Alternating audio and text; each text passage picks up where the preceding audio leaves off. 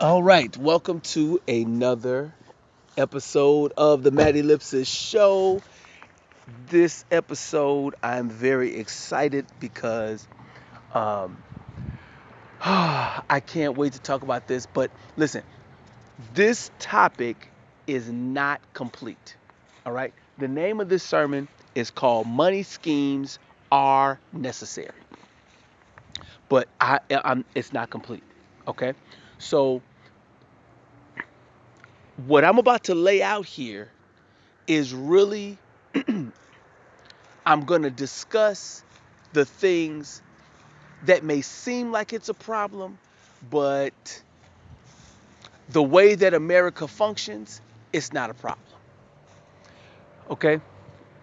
And what I mean by it's not complete, it means that, you know, I could talk about this topic for a while, but um, I know that I'm not going to be able to hit everything. And I'm not trying to in this particular recording. Down the road, I may be able to do a better and more complete and thorough discussion of all of this stuff. But money schemes are necessary. When I can't, the reason why I'm happy about this one is because um, this topic right here was birthed. Um, it's birthed out of my frustration with how I've had to deal with money throughout my upbringing, okay, through my adulthood, okay. So let me start with the way that I think, and then I will talk about this other stuff, okay. Money schemes are necessary. Now, here's the way that here's the way that I here's the way that I want to function, and here's the way that I have attempted all of my adulthood to function. And this is the way I have functioned, even though I get resistance or I got resistance from my wifey, um, during the 15 or so years that we were married. Okay, here's my mindset. Part A, live below your means. Okay? Part B, sow into the kingdom of God. Part C, fulfill God's will, or let me see what's the best way to say this. Uh, your gift will make room for you and bring you before great people, which really means be about fulfilling God's will for your life, and you're going to be blessed. So those three bullet points, to me, that's how I want to function. That's how I function. Okay. Now, I there's a song There's a song that I finished writing and I'm in the process of recording, called "The Power of the Putt Putt," and that sort of gives a little bit of history about the vehicles that I've driven throughout the years, and I'm a person. I'm so happy with a non-fancy car. I don't got no vow of poverty, but I love a non-fancy car. I love to have a vehicle with a little bit of rust on it, and the tires don't look fantastic. Um, there might be something wrong within the, like the little flap, that the sun visor flap thing. That thing might be missing or something like that, and go to the junkyard, see if I can get it. Um, I gotta, fix this or try to fix the horn or, man, I love it. I love it. Um, when I got married, there was a statement that my wifey said that stuck with me. And this statement, it didn't bother me when she said it. It's because I already knew what her thinking was. And so those words were just nothing more than just another type of word, another type of phrase coming from her philosophy, which is totally different than mine. Her philosophy, those three things, that's not my philosophy. That's not her philosophy. Okay? Live below your means, um, sow into the kingdom of God, and be about God's will, because that's where you're going to get your promotions, and that's where you're going to get your opportunities, and that's where money's going to come in. And um, those three things, not saying that she is a bad person, but that's not my wifey's philosophy. It's just not. So this is what she said. This was right before we bought the Enclave. Um, we bought it for $5,000.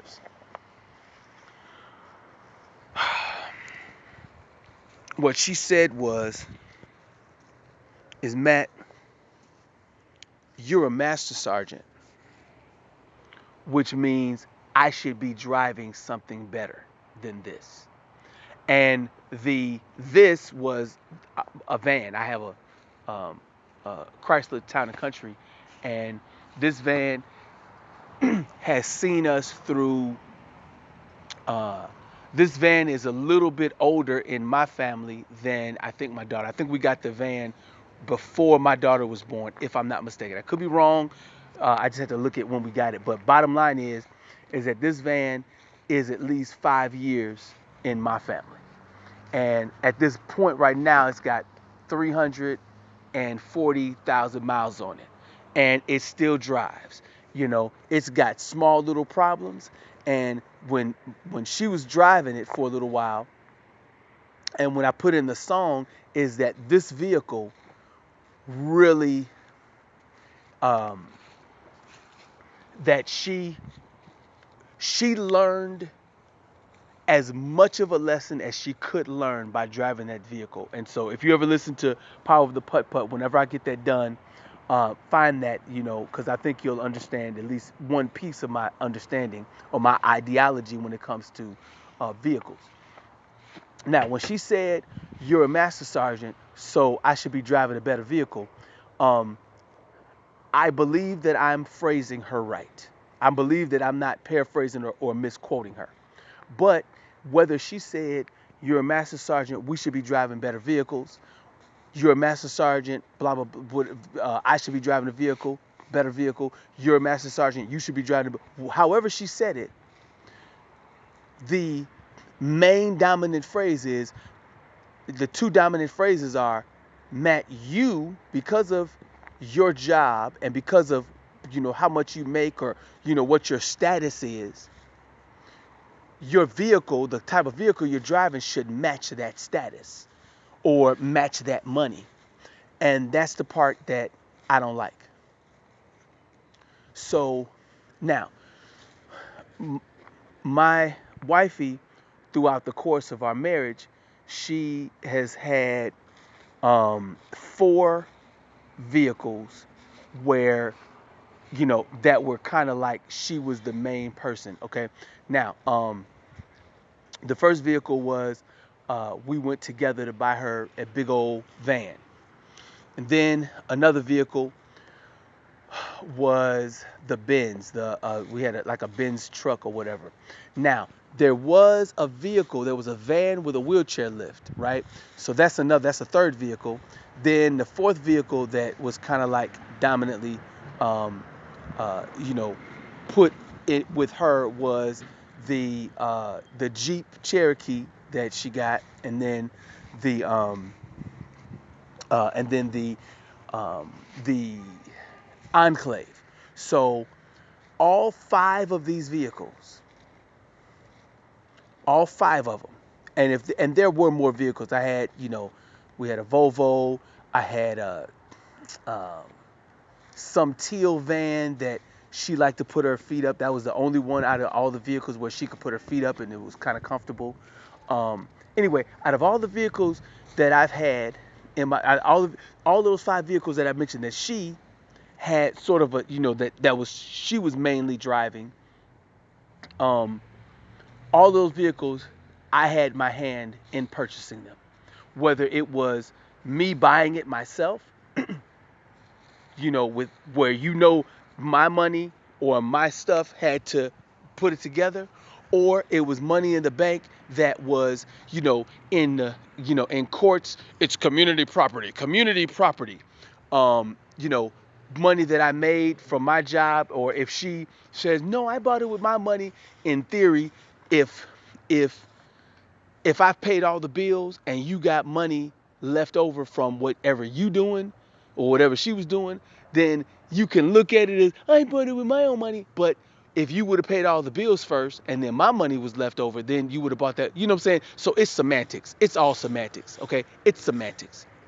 Right? So I know, because as being a provider, I know what I bring to the table, when it comes to the money for my family.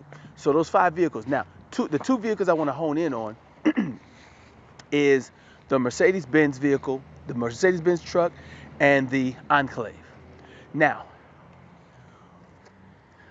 when in 2008, that was a very, very important year in my marriage.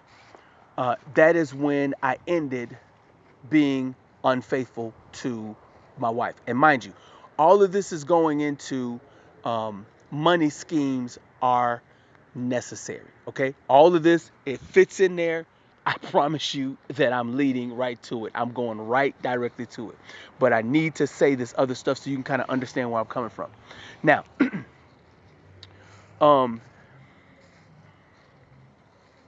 I'm a rapper, and I'm a person that throughout my 20s and 30s up until now, I've always done my own taxes.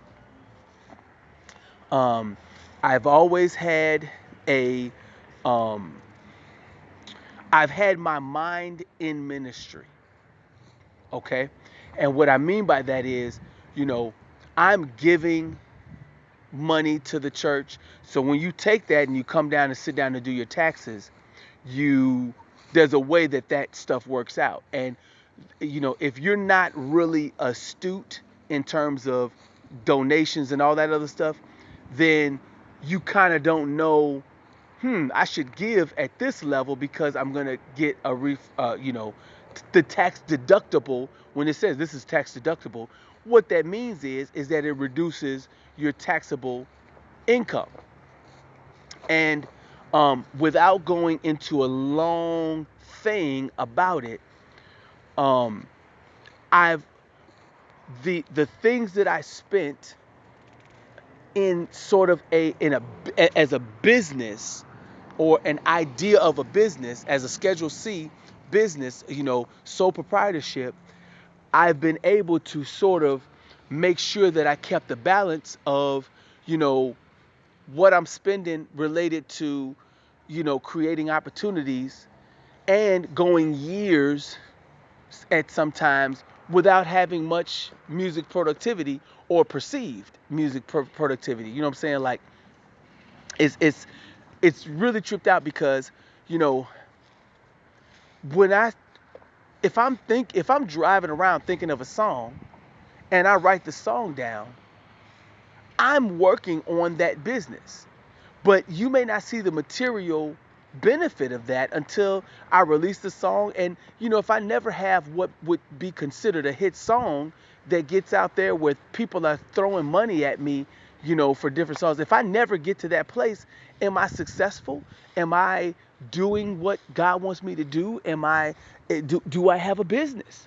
And the answer is yes. But also the answer is no, and it really depends on how people look at it. Okay, in my mind and in my heart, I've always had a business. Okay, in other words, I would not be lying if I said, my business, m3dots.com, the Matt Ellipsis show, I got a business. I'm not lying because I wholeheartedly believe that. And everything I do, if you look on my website, you'll see that I got stuff up there and I'm working this stuff out. But here's another view of it.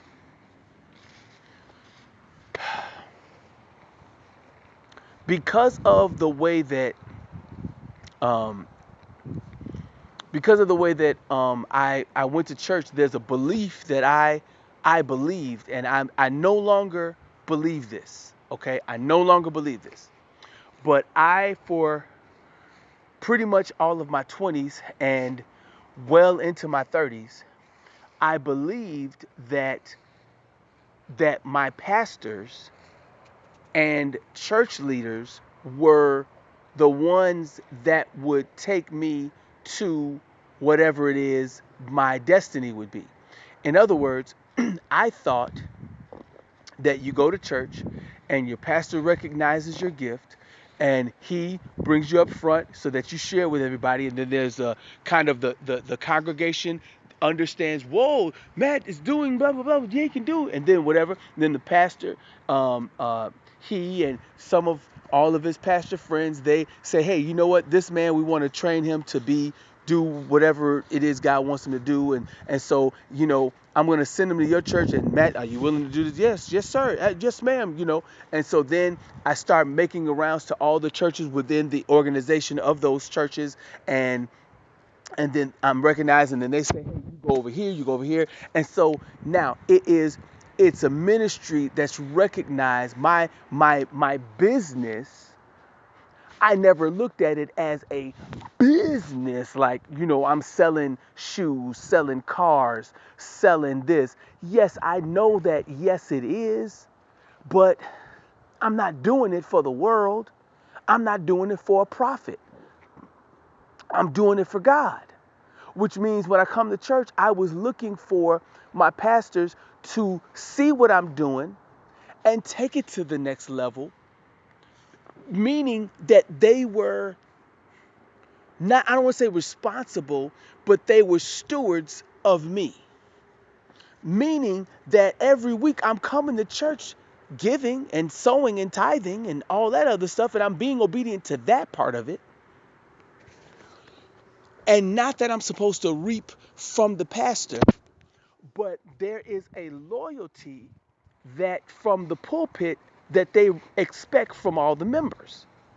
And so part of that loyalty, they're saying, hey, you know, we're gonna raise you up and send you out. And I was never sent out.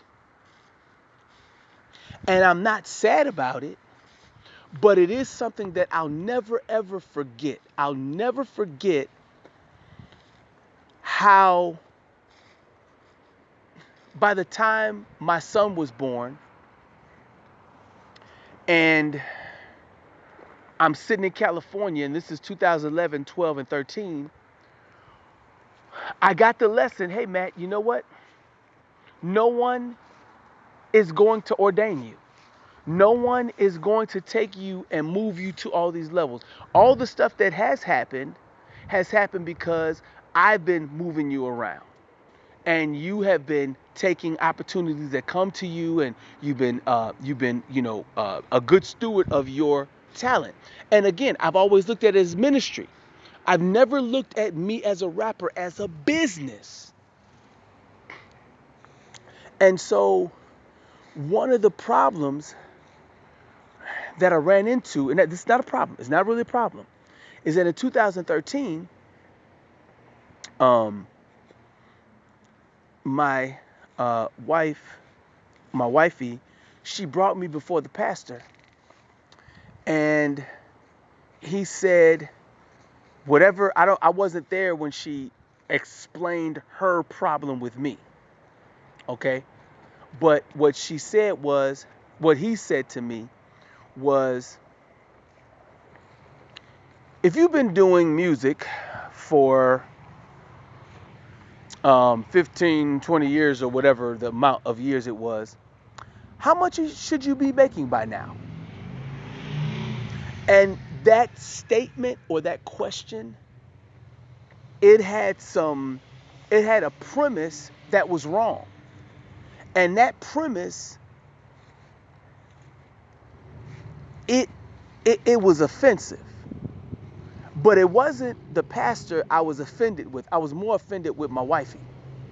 Because I know that whenever she is bringing me before the pastor, she's manipulating. She's trying to disrupt my headship, and I'm of the belief, unfortunately, and this, I'm not saying that this is 100% true in every circumstance and every marriage. All I know is, in my experience, I've known that in my experience, she will want to rule over me, but I will rule over her. And that's the curse, meaning that she should be free from the curse, which means she should be free to enjoy my leadership and enjoy my headship, because I'm not a taskmaster. I'm not a bogus leader of my home. But I recognize the power struggle that I was dealing with, which is why the Benz and why the Enclave, why those two vehicles, it's why those two vehicles that I had to do what I was doing with them. And I'll go into that in a minute. So anyway, the pastor asked me that question. If you've been rapping for X amount of years, how much should you be making by now? And believe it or not, that's a fork in the road question, because it came from my wifey and her watching me put money into what I'm doing in terms of music. And that's just going to be what it is. When you're with me, that's what I do. I spend money investing in me, investing in what it is that, in my assignment. And I don't know, there's a whole bunch of things that I could get into about the dynamic of my wifey, interacting with me as it relates to what my purpose is in my music and stuff like that. But when he asked me that, I responded basically like this: I don't care if I ever make a profit or make a bunch of money doing music. I'm fulfilling God's will for my life.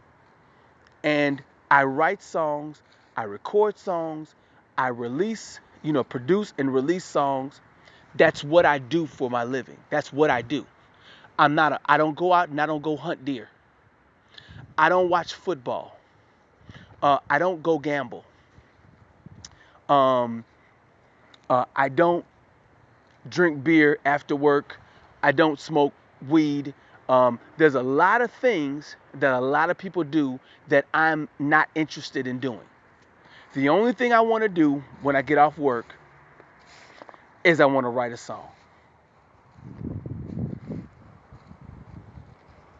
And I don't look at it as a loss just because I haven't made X amount of money from doing this.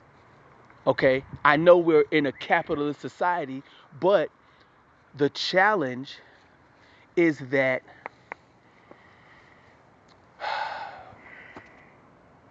the thing that bothers me about life to some degree is that you gotta make money,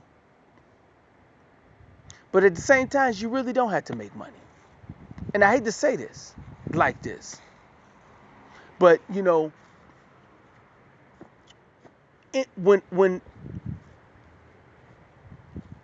this is the disingenuousness of the question, Matt, you've been rapping for this long and you haven't made. How much money should you be making? Here's the thing that bothers me about that. And again, it doesn't. The pastor is not wrong to ask the question,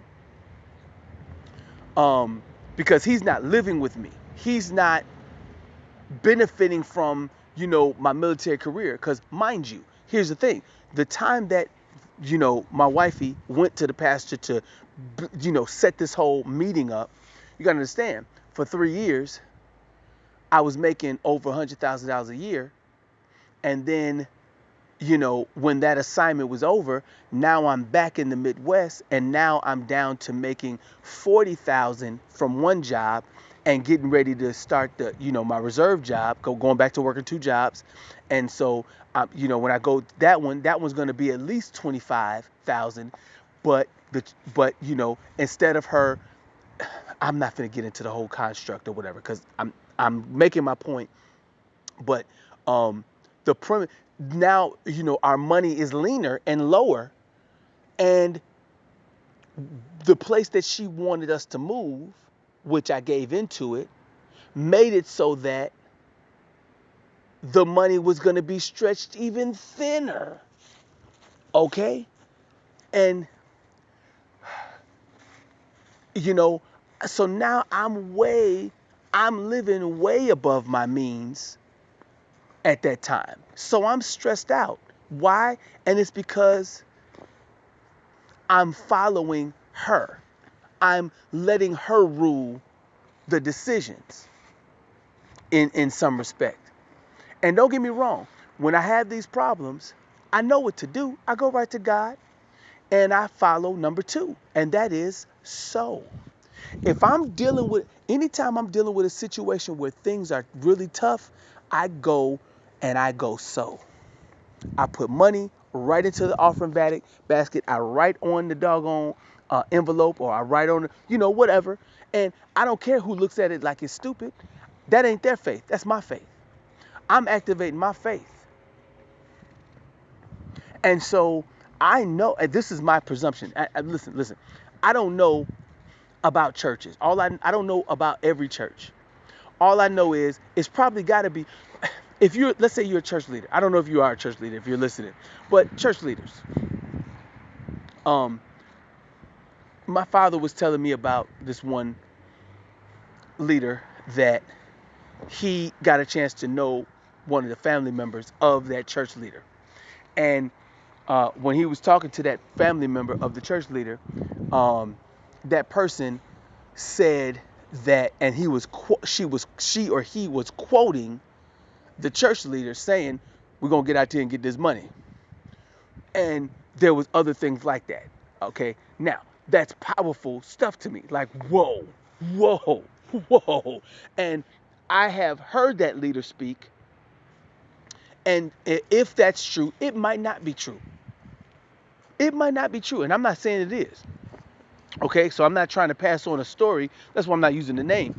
But if that is true, and unfortunately, some preachers have a bad name, or it's rough, man. It's rough, and I feel bad for preachers. I feel bad for people who are leaders in churches, and you kind of have to walk this tightrope of caring for people and demonstrating care for people so that you win their trust and everything like that. But then at the same time, you got to trust that they're going to, give money that's going to help do what you're doing. That's a dilemma. And believe it or not, and there are people who have the best of intentions, the best heart, the best ministry values or whatever, and the best ministry, that would be a blessing to so many people. But they're in a financial dilemma, so now they're squeezed. And this is what I've learned. Anytime that I'm in a squeeze as it relates to A, which is live below my means, then I gotta go to B. Because B and C is gonna make it so that I can make A work. So B, like I said, is go sow.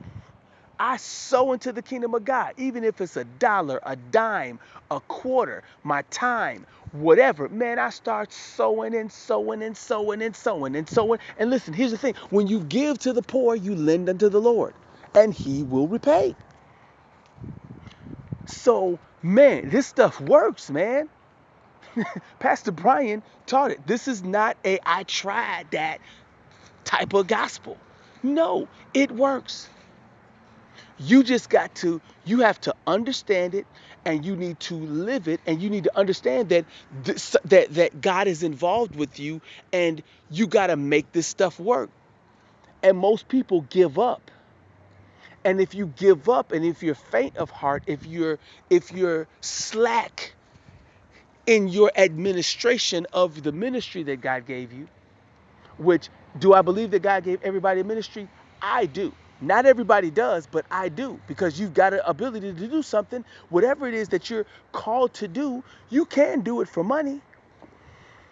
I just chose I'll do it and not worry about money, because I had 2 jobs. What do I need somebody else's money for? Now I can give, and this is the thing about Paul. That's what I loved about Paul. He said, listen, I got a job. I'm preaching y'all this gospel because I love y'all, not so that I can get paid. And unfortunately, that's sometimes the hustle, is getting out there, slanging that, preaching that word, and trade money. I don't want to be like none of that. I feel bad. I feel bad. I really feel bad that's the case, in churches all over, that it is a financial hustle a little bit. I feel so bad about that, because what happens is that if if you start off and it's a financial hustle, then you're going to be degrees. If you're supposed to be walking straight, and you are 1 or 2 degrees off when you start, when you go 100 miles, you're going to be a lot of miles off the farther you go. And so I decided I'm going to never, if I can, I'm never going to go a degree to the left or to the right from what I feel that God wants me to do. And mind you, I've had to be pulled off my course, as far as I, you know, when I say my perfect course, because I got a wifey, or I got friends around me, or I got people who need me to do whatever else, and so now I got to sacrifice whatever I'm doing, you know, for whatever they got going on, and sometimes they don't appreciate the level of sacrifice, because I'm I've learned that I'm more efficient than a lot of the people that are around me, and it's because of my military.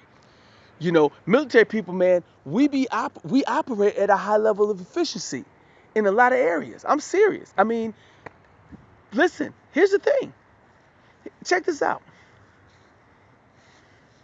Only 2% of the population of America, 320 million, 330 million Americans, less than 2% go into the military.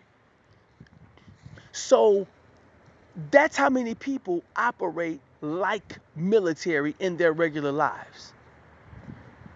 Now, again, like I said, money schemes are necessary. So in church,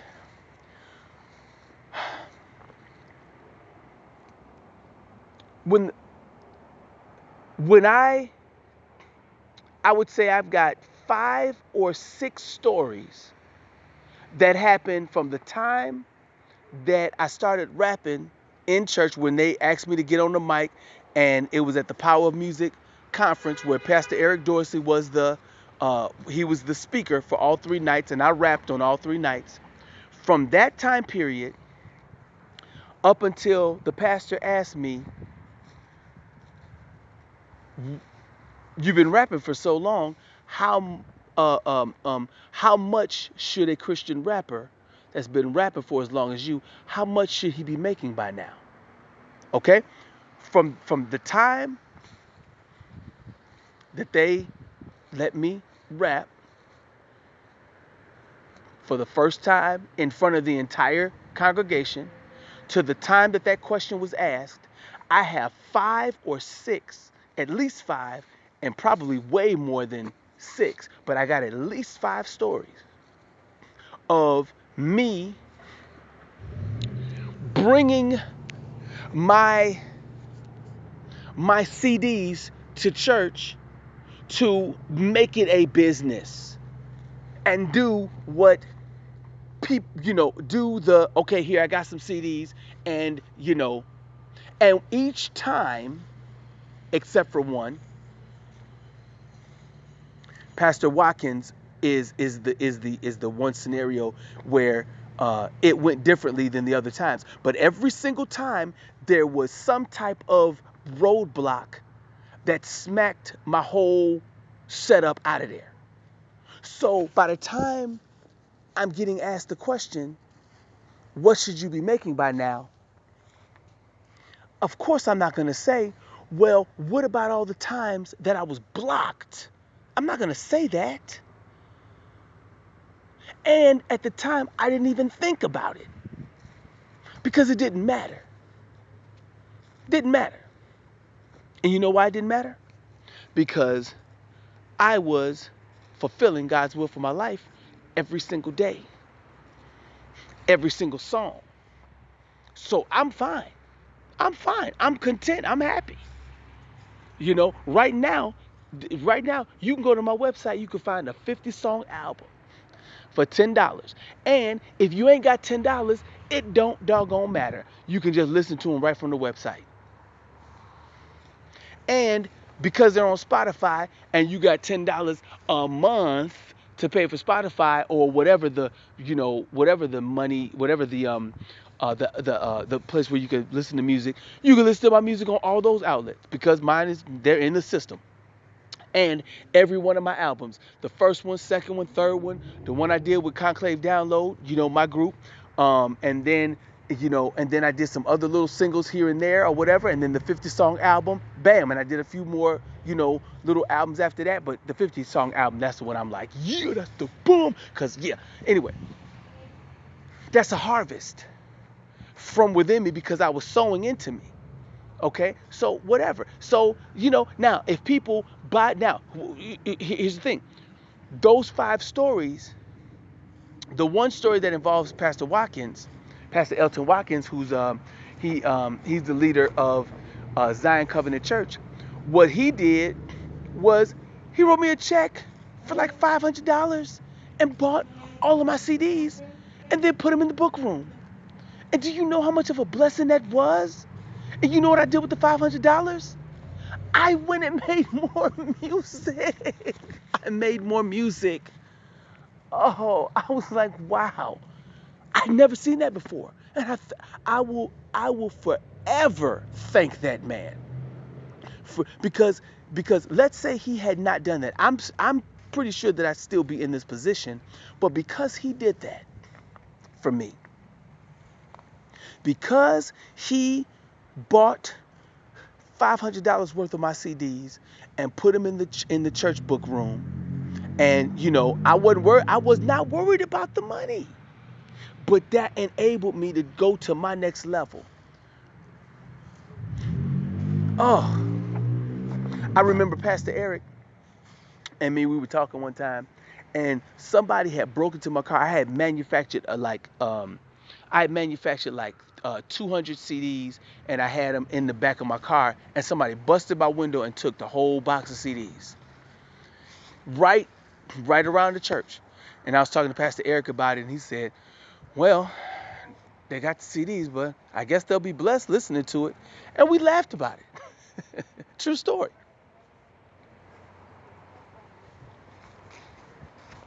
Anyway, um so I'm saying that I was not on the money standard when it came to my ministry, when it came to my music. So with my Schedule C, I wasn't thinking about I need to make $1 million because in theory, from one vantage point, I really don't have a business. I got a ministry and I just got, just like baking cakes for people or, just like I don't know, whatever dumb thing that people do that's just nice. Hey, I barbecue for people. You know what I'm saying? Or whatever. But in another aspect, I do have a business.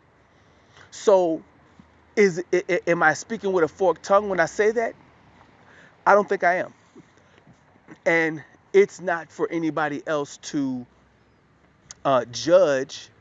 Well, you can judge if you want to, but I'm living my life based on what God shows me I got to do. You know what I'm saying? So I'm taking care of what God wants me to take care of because here's the thing. If I'm wrong, then my leaders should have stepped in and said, let me put you on the right course. I remember talking to the church secretary. Hey, because right after that, listen, right after that discussion of that question, I went to the church secretary and said, hey, since the pastor's interested in that discussion, can I set a meeting with the pastor about that? And the church secretary said, yeah, 7 months away is your appointment. Now, it ain't at that particular church. It wasn't no 8,000 people up in that place. It wasn't nothing but, 200-300 people at the most. I shake his hand coming in there. You mean to tell me he ain't got 10-15 minutes for me until 7 months away? Good Lord. Now listen, I know that's a way to say, Matt, get out of here. I know that. But I took it in stride and I put the alert on my computer. And in 7 months, I still got the email from the person. In 7 months, that person didn't email me and say, hey, your appointment is on such and such a date. No, blow me off. Because I don't mean nothing to those people, to that church secretary. And even, past that, a year, 2 years, 3 years later, 4 years later, hey, we missed your appointment. No, I didn't even trip. That's one of the stories. So anyway, now, the reason why I went into all of that is because you have to understand, I don't see my music as something I got to go out here and make millions of dollars at.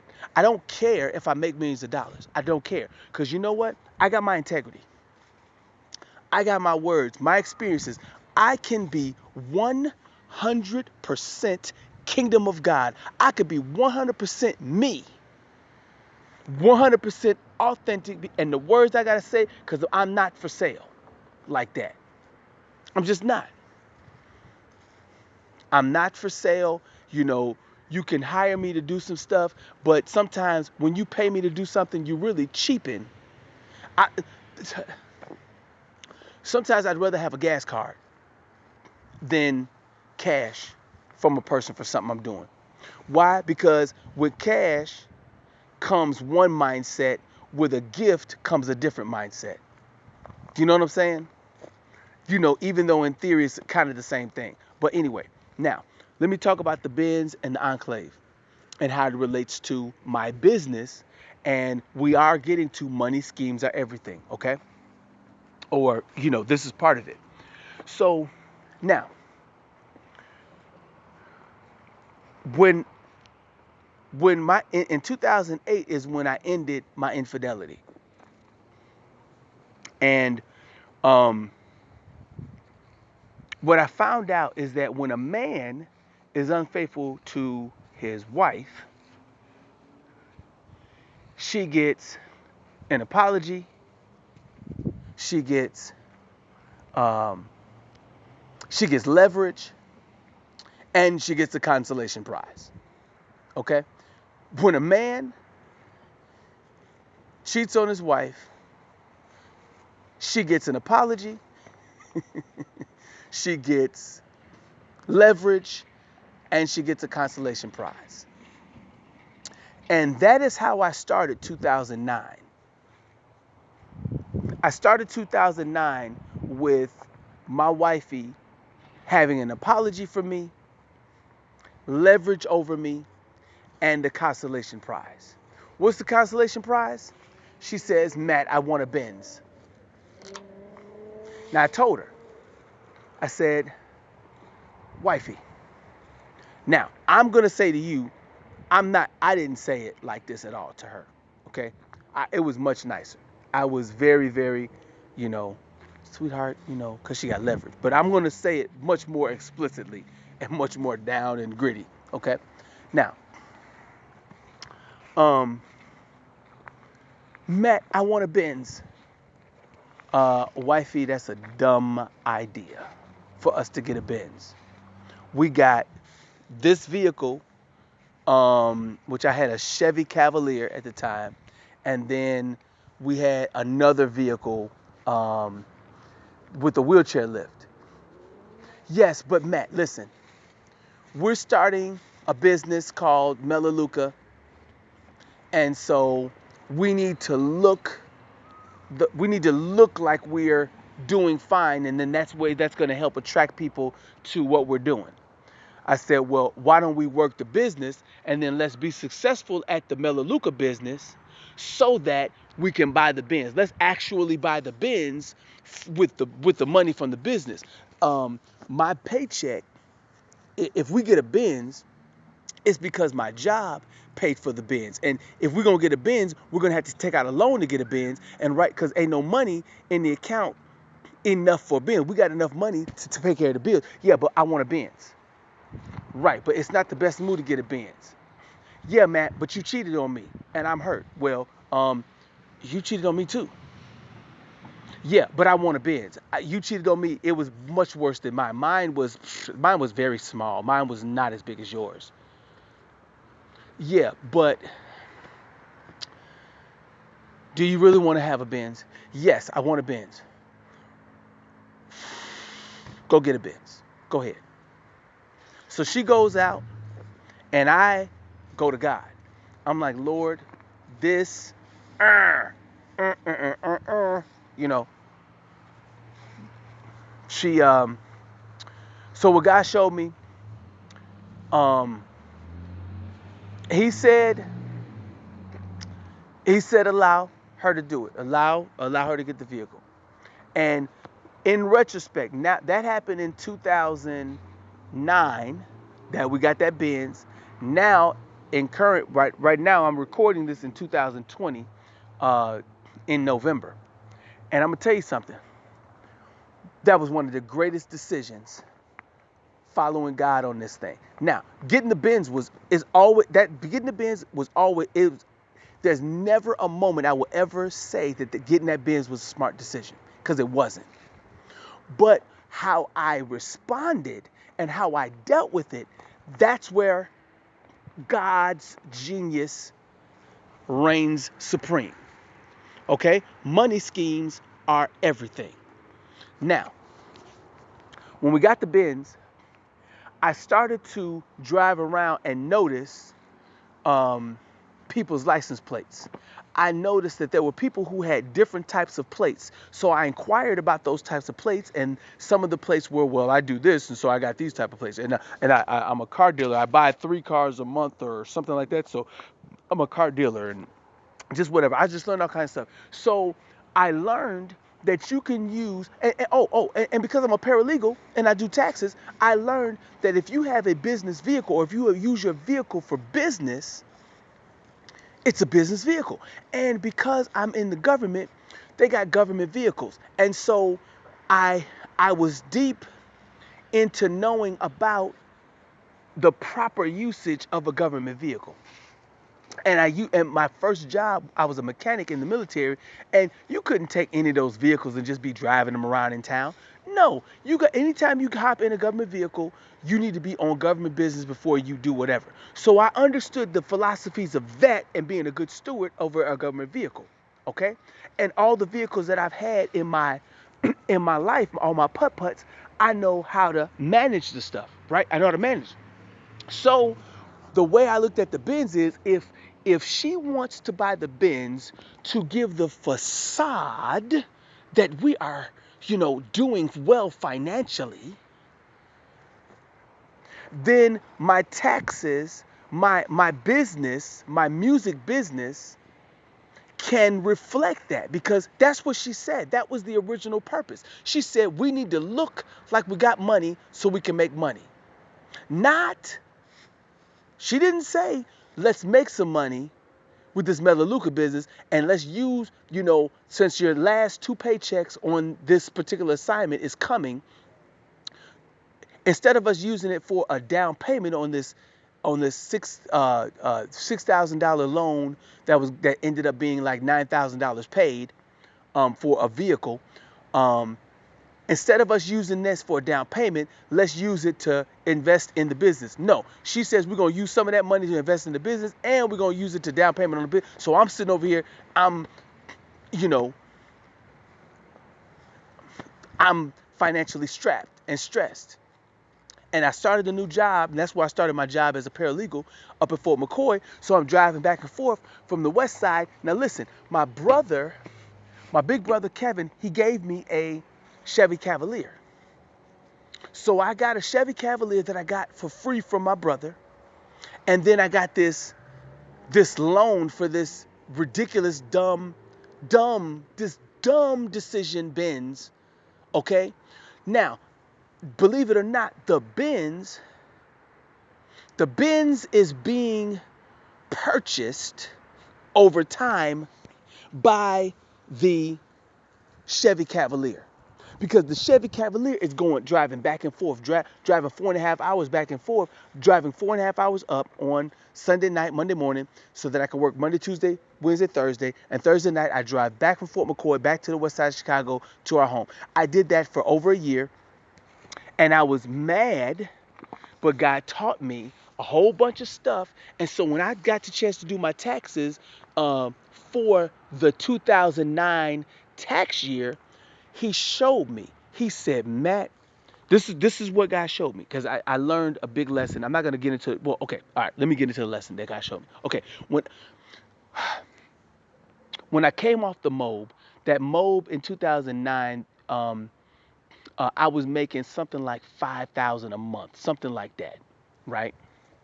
And so then when I took this new job up at Fort McCoy, now I was finna go down to about maybe 40,000 a year.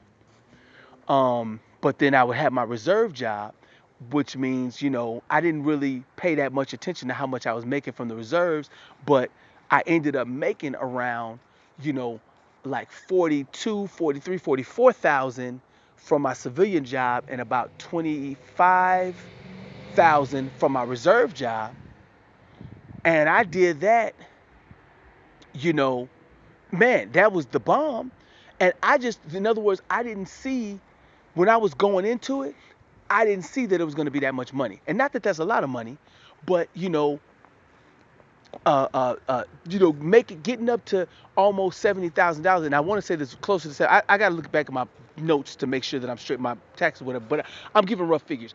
To make 65, almost $70,000, when you think that you're only going to make 40,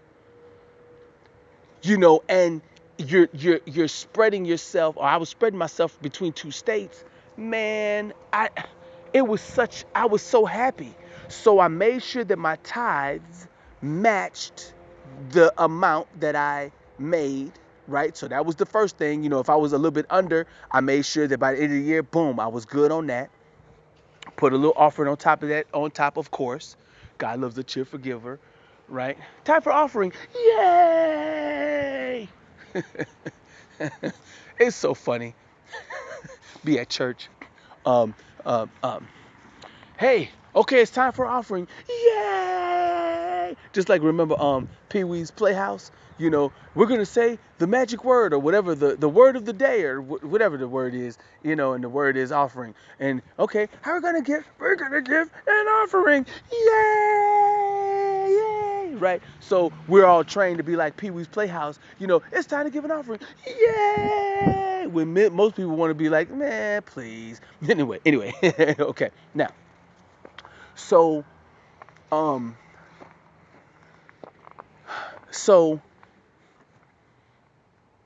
in 2009, by the end of the year, when I was coming up to my last paycheck of the year, and I was kind of getting my taxes prepared, or I was getting ready, because with the last paycheck, you can see you can start kind of formulating everything and kind of getting everything in the mix, so that when the W-2s come out, all you got to do is add that to it and send that off.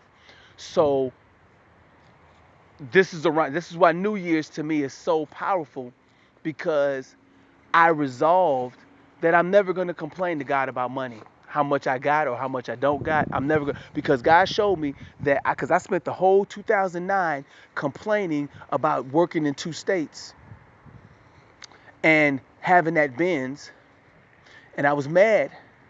Not at God, because God is always good. He's always good to me. But I was mad at just my whole circumstances, and I used my anger to fuel. I wrote some songs. Um, One of the songs that I wrote was the song Candle. So I'm probably going to add that to this particular recording. Um, uh, but yeah, I wrote that, and anyway, but I learned not to complain, because God showed me that He showed me that if I just do what He needs me to do every day, that by the end of the year, I'm going to see the results, and it's going to be bigger than I thought they were going to be. And that has been true every year after that. I don't complain about money no more to God or to anybody, because I was complaining to God. I even complained about that to my wifey, which my complaints to her resulted in other bad decisions being made, in my opinion. Um, During the time when the pastor asked me in 2013, that's when the pastor asked me, what he asked me. Now, I know that some of this you may not be following. I'm thinking about that, but believe me, this is going to money schemes. Now, so the way that I did my taxes made it so that I reflected how many miles we use for business. And for the bins, I was keeping track of the mileage. I know how to keep track of the mileage. You know what I'm saying? I don't have to look at it every day to know what the mileage is or whatever. Saw the starting, I looked at the end, and then thought about how many times did I use the bins? How many times did she use the bins to go to those meetings that she was going to? I sat down, I kind of kept a log, and I didn't make the log all big. By that time that I was married, I had gotten away from keeping every single receipt, because there's ways you can take your receipts and make them digital and put them somewhere. Because I was carrying around bags and bags and bags of all my receipts of everything I was doing, and it just became such a nuisance. So I still maintain receipts.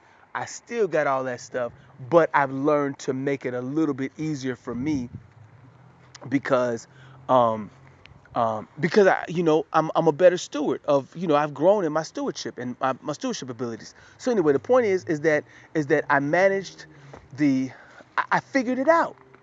And so now what she said, we need to look the part. So the Benz was a prop for business, basically. You know, it's an expensive prop, and you know by the end of that year, we became directors in Melaleuca, whatever that means. Um, and believe it or not, all over these years, I still would get the little residual checks, which number $4 or $5 or whatever. But I can't get in touch with nobody in the up trace, so I'm kind of dealing with that. That's something I was kind of want to deal with. Anyway, so um, what am I getting to? So once I figured out how to deal with the bins on in my Schedule C in my sole proprietorship business, once I figured that out, man, that was half I was good then. That was half the pie right there. So now, here we come to the enclave. Here's what's funny.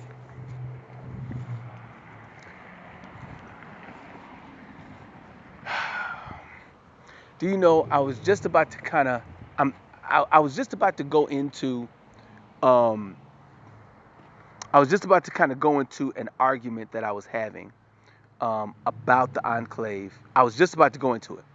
And part of me wants to go into it, but I'm not going to go really deep into it. So I just want to say one thing about it is that by the time I got to the enclave, I didn't want to purchase the enclave. But just like with the Benz, I I talked to the Lord and me and him agreed we'll go ahead and do it. I already know how to work it. It's the business vehicle and the town and country is the family personal vehicle. I'll drive the family vehicle, and just like with a government vehicle, you know, as long as you're in the performance of certain duties, you can use the government vehicle. But in terms of the enclave, hey, when she's using it as personal. But when I'm using it for business, and that's the way it worked out. You know what I'm saying? I didn't really drive the enclave that much. I drove this joker right here, and I had a different vehicle too that somebody let me borrow. So anyway, the point is that I figured out how to work it. Okay, money schemes. Now, all that whole story, the reason that I went through all of that is because I needed you to know that or my ABC. I'm not, those how I feel in terms of dealing with money. Um, but when it comes to my philosophy about financial stuff,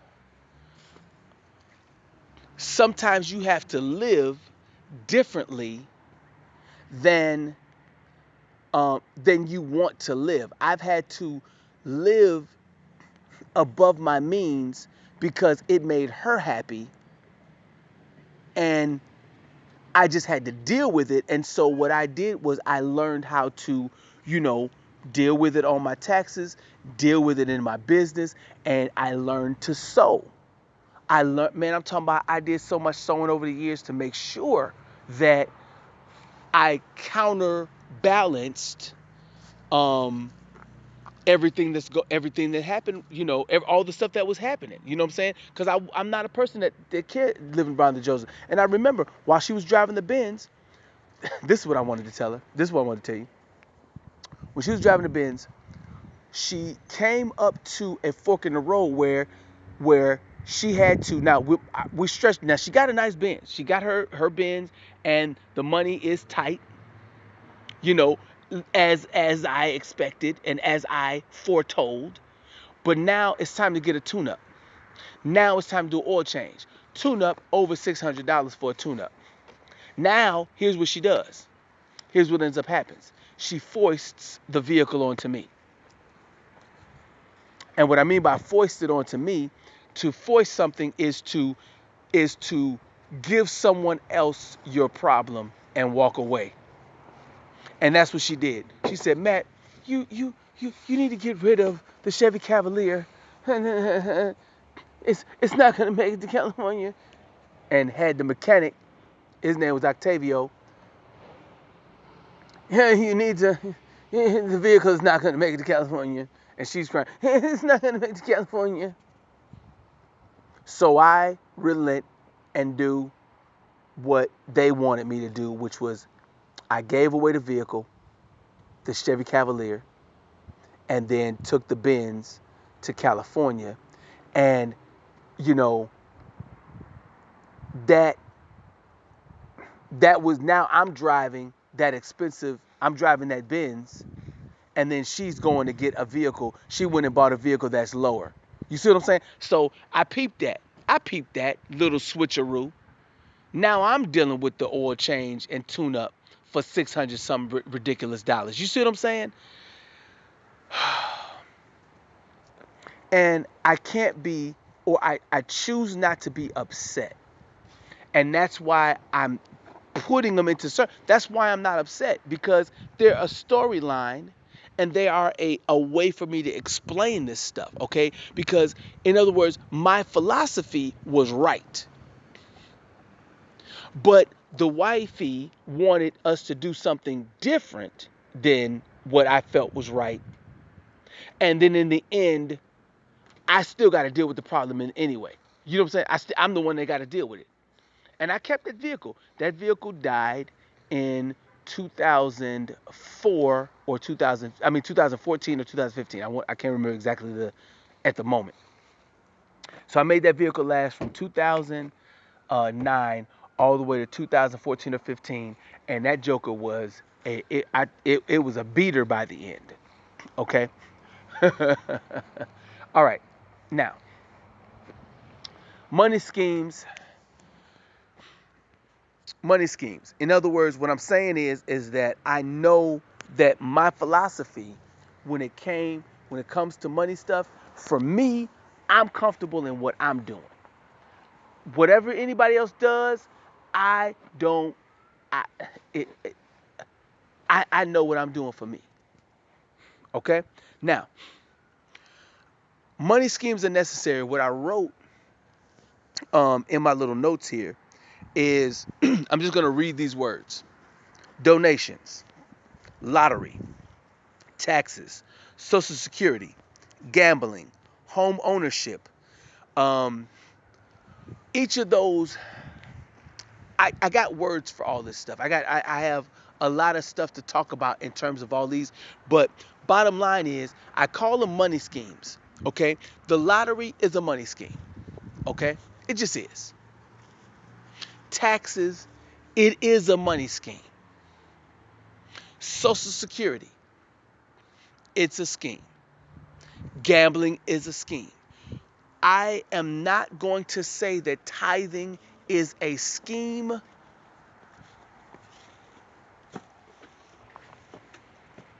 but I want to say that tithing is a scheme. And I say a scheme, just because I say scheme does not mean that it's negative. Okay? What I mean is it's a way that if you can get the people to believe in it, then they will gladly give their money to it. So that's what I mean by scheme or witty invention. Okay? Taxes is a witty invention or a scheme. Taxes, basically, you're saying, here's what taxes are. Okay? Um, we, when you spend money, you got to pay a little bit of tax on whatever you spend. When you bring in money, you got to pay some tax on what you bring in. So every time you spend some money, you got to pay some taxes. And every time you make some money, you got to pay some taxes. So, and those taxes are used to do various things through America. You know what I'm saying? The roads are, paid for by the taxes. Um, uh, the garbage pickup, I don't know if people, if some property taxes, are used to pay for the garbage pickup and stuff like that. Anyway, I'm not going to go off deep into it, but if you're of age, then you can always look this stuff up. So I'm not even going to go deep into it, right? Donations to a charity, donations to Salvation Army, donations to church. They are some of them are tax deductible, which means you can take it and write it off. Remember, 1-800 for kids. Hey, hey, it's hard for kids.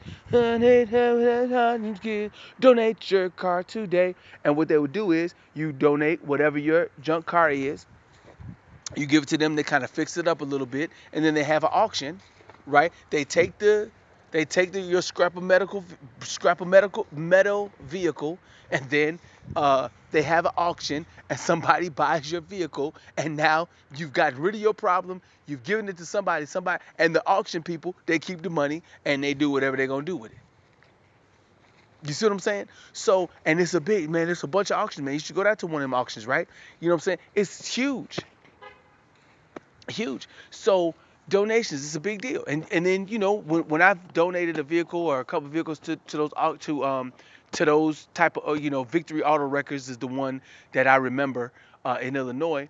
You know, you can write it off on your taxes. They say, actually, okay, how much is this vehicle worth? This vehicle's worth $3,000. Well, okay, then you can write it off on your taxes. You know what I'm saying? They're not doing blue book value, whatever you say, for the most part. You know what I'm saying? And hopefully you got some integrity to kind of make it so it's a $8,500 million vehicle. No, you're not giving that to Victory Auto Records. You know what I'm saying? Anyway, so donations, lottery, taxes, Social Security, gambling, American dream, slavery. What I wrote is slavery, low pay, high productivity. One of the one of the best things about slavery in in the mind of someone who's benefiting from slavery is I don't even have to give them high quality food. I can give them the scraps. I can uh, uh, I can I don't have to give them a high quality life that I'm enjoying, you know, a peaceful day sometimes while they are under my rule. I get to sit on my tail. I get to sit and relax. I'm not out there picking cotton or picking whatever with them. I'm watching them, and if I feel that they're not working fast enough for my liking, I get to hit them and beat them, right? And we don't regard them as human beings, so you get the benefit of a human being, but the you get the benefit of a human being with the level of care of an animal. You know what I'm saying? That high productivity, and you don't have to pay that much. Boy, could you imagine if our dogs and our cats, if they actually did stuff like if listen, wouldn't it be nice if when you left the house, wouldn't it be nice if you left the house and you were able to leave a to-do list for your dog and your cat and your parakeet to tell them to clean the house so that when you come back, they got the house clean and your slippers right there. And all you had to do was put some water and their food in a couple of bowls. Really? You know what I'm saying? Really? Wouldn't that be nice? So, um, and slavery's like that. Prison labor is also like that. Um, I want to say that there is some furniture that I found. I was somewhere with a friend and I found out that a lot of this furniture was built by prison labor, and I later found out sometimes that their wages are like I don't know, 2 3 somebody. There's somebody that can talk about this stuff more deeply than me, but that's I found that out, man. I'm like, man, that's slavery right there in a little bit. You know what I'm saying? Mexicans, the idea that Mexicans are stealing our jobs. I've loved Andrew Schultz. He said, how does a Mexican steal a job? If you look that up, look that joke up. It's hilarious to me because he's right, in my opinion. You know what I'm saying? I got a buddy of mine. Listen. I have a buddy that um he was ranting to me. Now I know his life and he know my life. You know. So when he says out of nowhere, we were talking, he says out of nowhere, yeah, Mexicans are stealing our jobs. And I'm thinking to myself, man, this I didn't say it at first. For 2 years, I ain't said nothing. I didn't say nothing until one day, maybe like a month ago, we were talking, and I asked him. I said, "Look, let me ask you something, man. What job has a Mexican stole from you?" And he said they never stole a job from me. And I was so happy. I was so happy to know that his greatest fear, they're stealing our jobs, that his greatest fear never came true to him. I'm so happy about that. Okay? Because apparently it's a big deal that Mexicans are stealing their jobs. It's like, I became a paralegal at Fort McCoy, and whatever Mexicans that came over the border, or came in or whatever, I don't know if they would have been able to fill out the paperwork to get my job at Fort McCoy. You know what I'm saying? And I never felt threatened by some quote Mexican. Now, guess what? I have worked with some Mexicans, you know, and to be honest with you, I don't know if I would say that they're job stealers. It's just so ridiculous to me, the idea, but that is, it's a nice little, it rolls off the tongue. Mexicans are still, it rolls off the tongues, but you know, this is the thing. This is why it's a money scheme. When you start talking about Mexicans stealing jobs, right? If I remember, I saw a news blurb where it said that these are all the Mexicans that work for this guy. Okay, he's saying that the Mexicans are stealing blah blah blah blah, and all these people, they all work for that guy, and so he's saying on the mic and on TV one thing, and undercutting the labor force, undercutting labor by hiring these people who are considered illegal. You know, everybody's doing it. Why? Low, low pay, high productivity. You know, it's better on the bottom line to pay somebody and not care about them. It's way better. You know, there's a guy named Kurt Metzger. He's a comedian, and look up his joke. He's got a joke where he talks a little bit about monopoly. He said, "Look, this is let me explain. Let me see if I can explain American capitalism." He said, have you ever been to the bank and you start stealing money from the bank in order to play the game? He's like, if you will, if you will steal a gold $500 bill, a fake gold $500 bill, from your child or from whatever, what do you think the people who really got money, of course, they don't care about you enough to, what I'm saying, to try to be fair and all that other stuff. You got to have integrity and you got to be whatever. Anyway, so I it's a money scheme because listen, I'll never forget when there was a point during the let me see, it was after Obama Romney and Obama won. There was the quote Gang of Eight, and what's this guy's name, uh the guy with the water, Marco Rubio.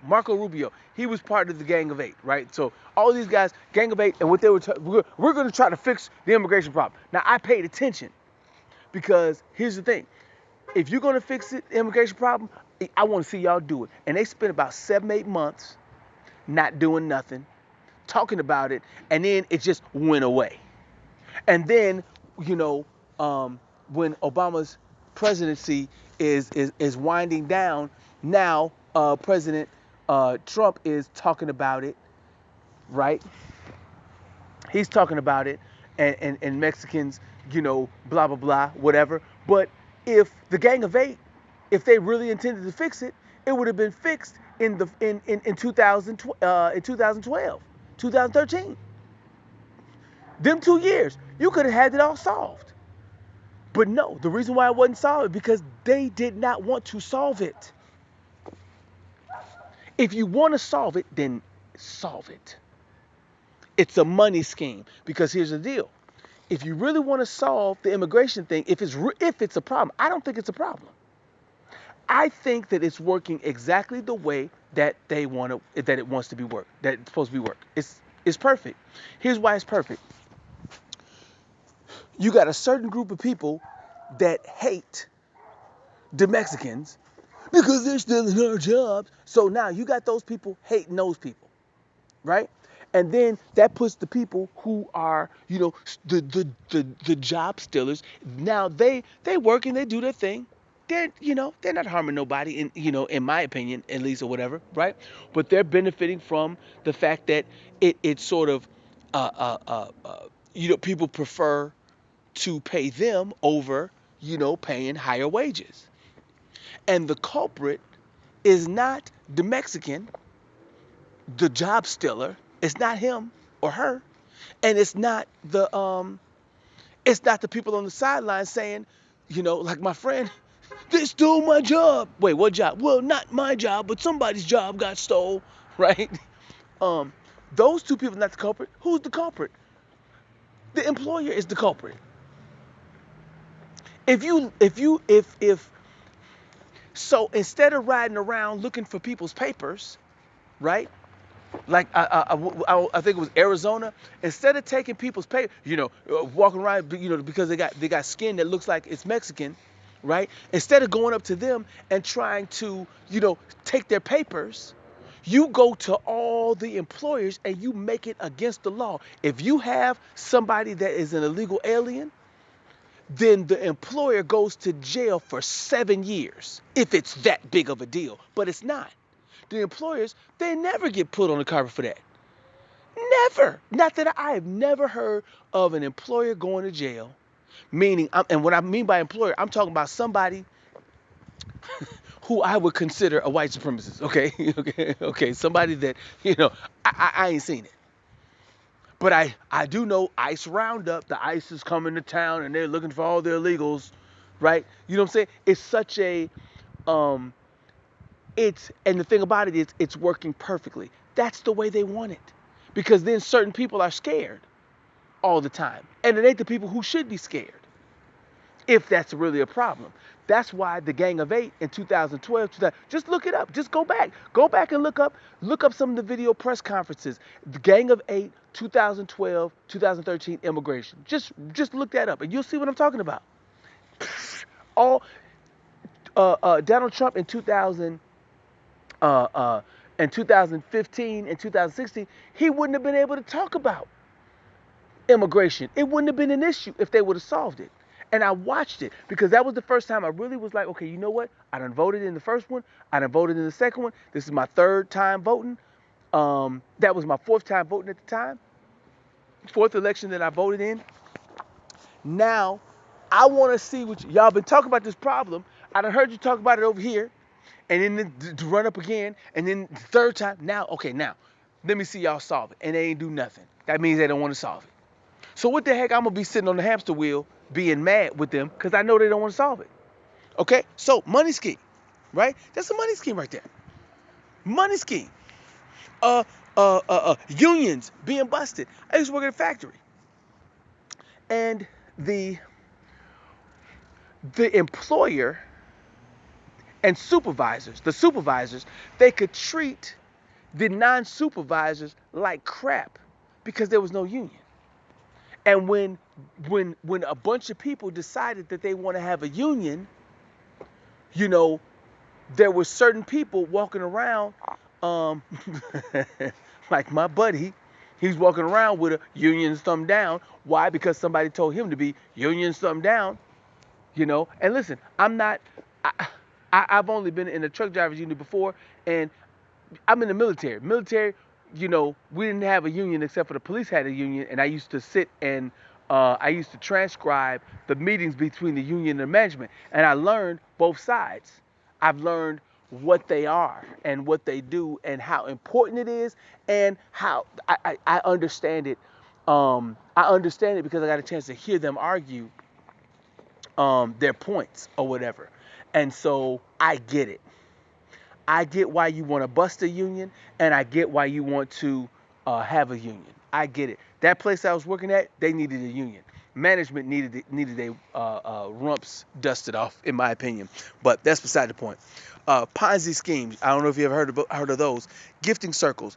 I just became aware of gifting circles. Um,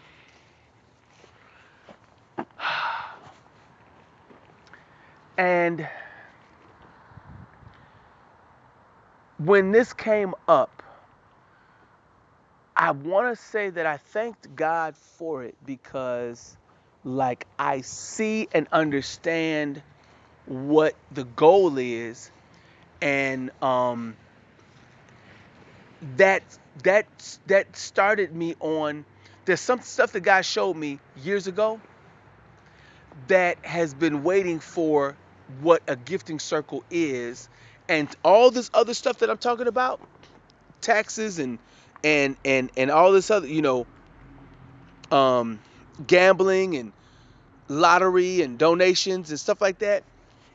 I've been a I've been upset with the system because the system is designed to make it so that by the time certain people die, we die in debt.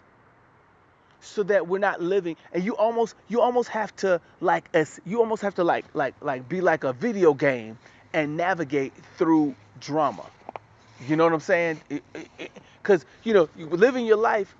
I'm not finna go into all this. I you gotta forgive me. Part of me feels like I'm rambling, but I know that if you're into what I'm saying, that it means something. You know what I'm saying? So I'm just gonna have to trust that that this is meaning something to somebody. Okay. Now, let me just go forward. Gifting circles, mortgage and debt bundles, hedge funds, thrift savings plan versus military retirement. Now, let me check this out. Here's the money scheme that's important in this respect, right? So 20 years in the military, you can retire. If you're active duty, when you get to 20 years, you can submit your retirement paperwork and you'll be able to collect a check for the rest of your life based on what's called a pension, right? Your military pension. And if you do X amount of more years, you end up increasing that, and it becomes like a little game. It's a scheme, you know what I'm saying, to incentivize you to continue to serve, or decide to get out and start another life or whatever, right? Now, what I found out is that when you're trying to get to the 20-year mark, you're gonna get to like 17, 18, and when you get to the 18th year, you're locked in. Can't nobody kick you out, because what they were doing is that by the time somebody would get to 18, 19 years, they would do something to try to get you kicked out so that you wouldn't get your pension. And that's gotta suck. So somehow somebody came up with a law or a rule that made it so that once you get to the 18-year mark, you're locked in and you can float pretty much all the way to 20.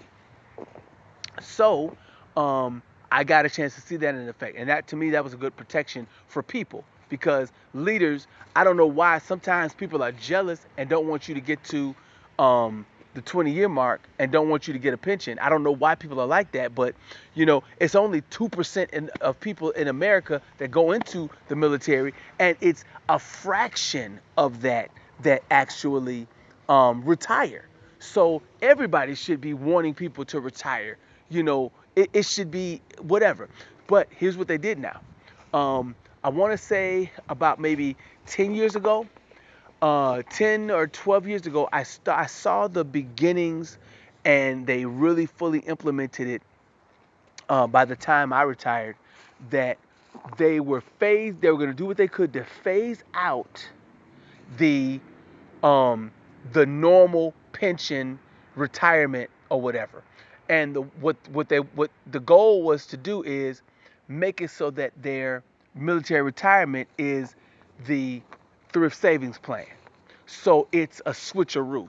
So instead of you getting it from the government system, you worked for the government, you benefited the government, and so then you can retire from the government and collect your pension. No, it is you work for the government and then you put your money into the thrift savings plan, which is, I believe, is connected with the stock market somehow. Okay. Um, oh yeah, yeah. What's going on?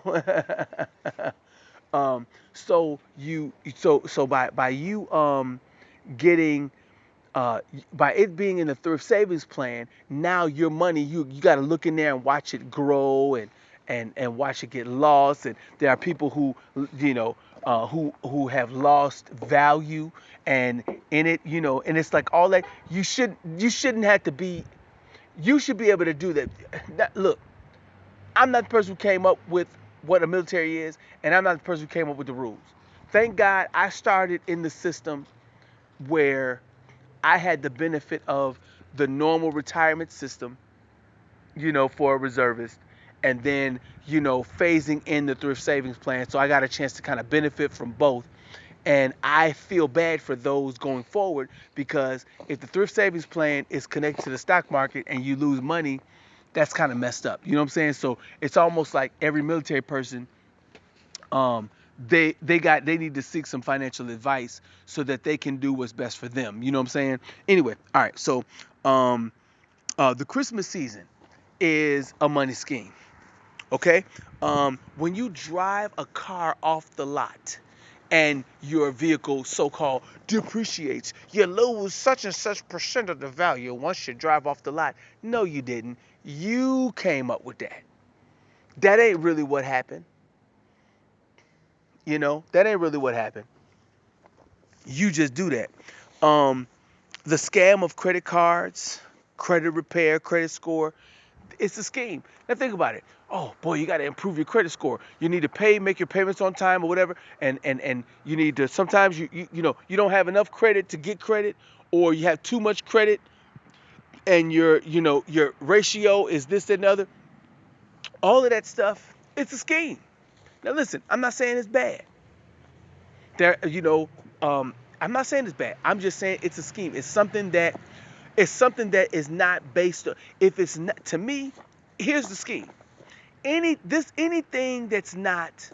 I'm sorry. I don't want to say this wrongly, and I don't care if I say it wrongly, but I want to say it in the best way that's more accurate to me. Um, live below your means, sow into the kingdom of God, and work the gift that God gave you to work. To me, those three things, if I'm doing that, then I that to me is not a scheme. That's a way of life. Any of these other things on the list, they are a scheme that could be a way of life for some people, but to me, I view it as a scheme. I view it as a way to get money from me unnecessarily. Interest on loans, you know, you don't have to charge me interest. You want to charge me interest. You make money by charging me interest. You make money by doing that. So it's a scheme. And listen, it's nothing wrong with this stuff. So what I learned is I'm going to use the three things I just shared, and I'm going to deal with all of these schemes. I'm going to deal with them with my rubric of the way I deal with my stuff in mind, with my rubric in mind. Now, there are two things I'm gonna mention, and I'm gonna get ready to bring this to a close. Because I said this is not really a sermon to state. I really wanted you to hear my philosophy about um, how I deal with my money, and I really wanted to tell a little bit about the vehicle situation, and I'm going to build on this. Money schemes are necessary. This I needed to say all this stuff in order to get to some other things that I want to talk about in other recordings. Okay. Now, one little thing that I think would be a blessing that I think you guys will like. I got two little ones that I want to go into. One of them is this: secured credit cards. At my bank, they had what's called secure credit cards, and that's where I could put money into a bank account over here, and then have a credit card over there, and connect them somehow so that whenever I got money in that account, that's how much the credit line is. Now, I don't know if there are other witty inventions like that, or money schemes like that. But that money scheme of the secured credit card, I like it. I liked it because I was able to control my credit. I remember being able to put um, an extra $300 or $400 into that one account, which automatically raised my credit limit, which made my credit score look better. I was fascinated. I said, okay, I get it. You see what I'm saying? So to me, that's one little thing that I learned that you can do to help out. Now, the other thing is I'm a Sam's Club member, and I like to buy in bulk. So one of the things that uh, if you're connected with me, um, here we go, here we go. Now, as for the company I worked for, okay, they had a card, a Sam's Club card for the company, and anybody could sign it out and go Sam's Club shopping. Anybody that was part of that company, any employee, you just go to up to the place, grab the card, go to Sam's Club, do your shopping, come back, and you're good to go. So anyway, I what I'm what I the reason I'm mentioning all of this is because um, those two things, when I heard that that company was doing that, I said that's brilliant, man. Now I was doing that for my household. In other words, I was able to go and get my toilet paper and paper towels and get it for one whole year, and I watched it. I watched that. It's like I know exactly how much money it takes to put everything in my household the way I want it. Meaning the certain resources into the household, how much water we need to buy, how much toilet paper, paper towels we need to buy, how much this, how much that. That's important because then you can budget for that. Because I've watched it on the back end when I do the taxes, so it makes it on the front end when you're doing the budget. I know how much to somewhat allot. You know what I'm saying? So anyway, the Sam's Club thing I think is a big deal, and what I'm hoping to do, or not hoping, I'm sorry, I shouldn't even say hoping to do. What I'm doing is in 2021, I'm going to be opening opening my ministry up to allowing people to join because some of the witty inventions that I've learned from other people, I want to be able to give everybody access to them. And for instance, the whole Sam's Club thing. If you are, I'm gonna have Sam's Club business, which means that if you are part of my business, if you're a part of this ministry, you can take the card and you can go to Sam's Club and you can do what you need to do because you're part of the business. And when I saw that my company, who is, they do everything right, you know what I'm saying? And when I learned how they did it, I said that's a blessing. I'm going to bless people with that. I'm going to do that in my own ministry. So I've gotten a chance over the past 24, 25 years to learn some of the best little witty inventions. And so I'm going to implement those things, and hopefully they can be a blessing to you and your family as we work together. So the Sam's Club thing and the secure credit card thing, those are two things that I think you guys will be blessed by. Anyway, I'm going to wrap all this stuff up. m3dots.com is my website. I'm going to add the song Candle to this episode. And let me see how many minutes is it right now. I talked for over 90 minutes. So um, I might end up making this a 2-hour episode. But we'll see. I really don't care about how much time I do it. So anyway, bless you guys. Thank you for listening. And if I rambled, I apologize. I didn't really mean to, but I want to say that uh, it felt good to get the couple of stories about the vehicles out there. Hopefully, you understood my mindset on this stuff, and hopefully, you understand that I'm not dissing or disrespecting any of the things. I'm not disrespecting taxes or disrespecting tithing or donations or credit repair or any of that stuff. I'm not disrespecting car dealerships that, when you drive it off the lot, there may be a nice little rationale for that. But I'm just saying that all of these things that are done, it would be nice if they were being more of a blessing to the people that are forking out the money for it than the opposite. You know what I'm saying? People who smoke cigarettes, they pay a high tax on them cigarettes. I mean, $8, $9, $10 for a pack of cigarettes. That's kind of steep. You know what I'm saying? But again, not that I'm against smoking or not, but it's one of them things where it's like I see that as a scheme. So what was that? They call it a sin tax. Anyway, so bless you guys. Thank you for your time, and I'll talk to you guys later.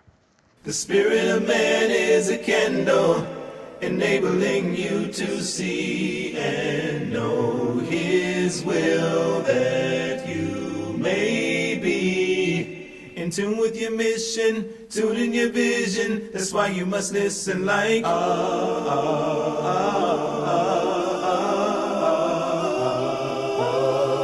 We've got an advantage that most people don't have, so they live in damage, parameters faulty. Solar food chain, their rhythm is offbeat, so they lost me. Led to temptation, get it off me. You've got the main same thing that sprang Noah to action. Paul had smacked him on Damascus. Without it, they chose Barabbas, even though the wise men traveled to the stable, put their knees and they face in the gravel. You hear him not in a rabble, but the still small voice that makes the mysteries unravel. Don't take it for granted that in you is the fullness of the Godhead bodily. Treasure in your earthen vessel, take you on an odyssey. Voyage to fulfillment, what he started, he gon' finish. So you bout the Father's business, dare I say advance the kingdom as a witness. Discipline means you got fitness, so you made it to the hit list. You're consistent and persistent, which is equivalent of a squirt in the eye with some citrus. Ain't no wish list you decree, so you understand the purpose of the church, and you got keys, so you know to bind and loose. Bring your juice to the children's bread. Deliverance, yes, reverence. They can show deference with your candle. You'll step in it, see it's definite. You'll recognize, accepted it, using your weapons excellent. Represent the prophetic dimension accurately. the spirit of man is a candle, enabling you to see and know you may be in tune with your mission. That's why you must listen like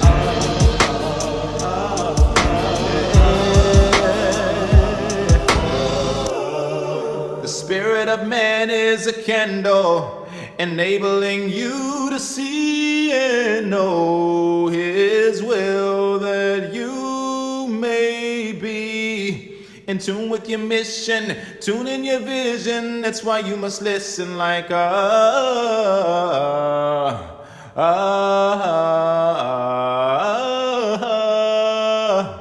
Grace be to you, and peace from God the Father, and from our Lord Jesus Christ, who gave himself for our sins, like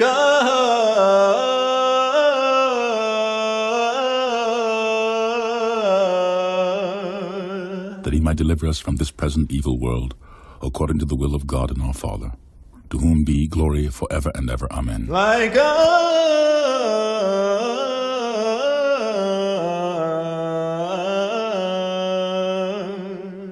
We all have the fight or flight instinct, to some either mentally or physically. This response is triggered by the release of hormones your body needs to either stay and deal with the threat or to run away to safety.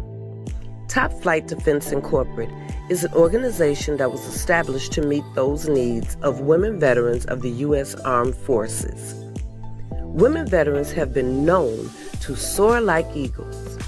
We have faced adversity and have proven we are mentally and physically tough. The women we provide service to are women who served in all branches of the military. We are the fighters for justice and defenders of freedom. Our mission is to encourage and uplift women veterans with training for physical, mental, emotional, and financial health.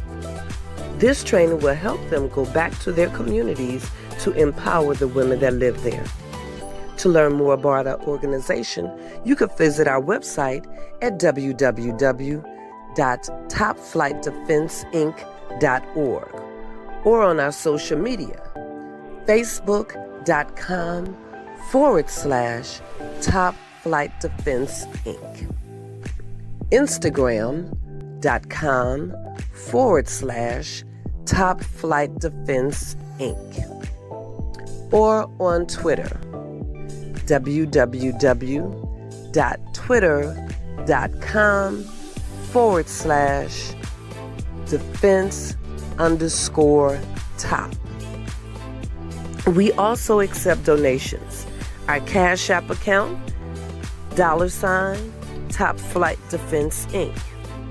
Our PayPal and Zelle account, Top Flight Defense Inc. @gmail.com. Thank you for watching.